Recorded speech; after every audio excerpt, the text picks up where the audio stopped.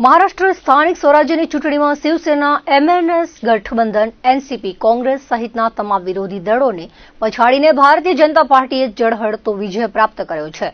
એ ભવ્ય વિજયની ખુશીમાં કચ્છ જિલ્લા ભાજપ દ્વારા કચ્છ કમલમ ભુજ ખાતે જિલ્લા ભાજપ અધ્યક્ષ દેવજીભાઈ વરચંદના અધ્યક્ષ સ્થાને વિજયોત્સવ મનાવવામાં આવ્યો હતો.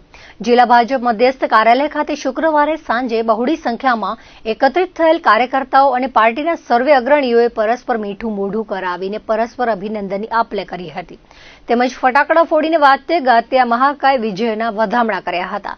જિલ્લા ભાજપ અધ્યક્ષ દેવજીભાઈ વરચંદે જણાવ્યું હતું કે મહારાષ્ટ્રનો વિજય એ વાતની પ્રતીતિ કરાવે છે કે દેશના જનમાનસમાં આજે પણ મોદીજીના અસરકારક, પ્રભાવી અને દૂરંદેશી ભર્યા નેતૃત્વની સહર્ષ સ્વીકૃતિ છે. રાષ્ટ્રના દરેકે દરેક પ્રાંત, ક્ષેત્ર અને સમુદાયના લોકો બદલાતા આધુનિક ભારતની અનુભૂતિ કરી રહ્યા છે અને 140 કરોડ દેશવાસીઓને સાથે રાખીને 2047ના વિકસિત ભારતના મોદીજીએ જોયેલા સ્વપ્નને અનુમોદન આપીને ઠેર ઠેર ભાજપના શિરે વિજય તિલક કરીને વધાવી રહ્યા છે. આ વેળાએ જિલ્લા ભાજપ મહામંત્રી, જિલ્લા ભાજપ ઉપાધ્યક્ષ, મંત્રી, જિલ્લા પંચાયત પૂર્વાધ્યક્ષા, જિલ્લા ભાજપ મોરચાના પ્રમુખો, ભુજ નગરપાલિકાના પ્રમુખ, ઉપપ્રમુખ, ભુજ શહેર ભાજપ સંગઠનમાંથી મહામંત્રી સહિતના ઉપસ્થિત રહ્યા હતા.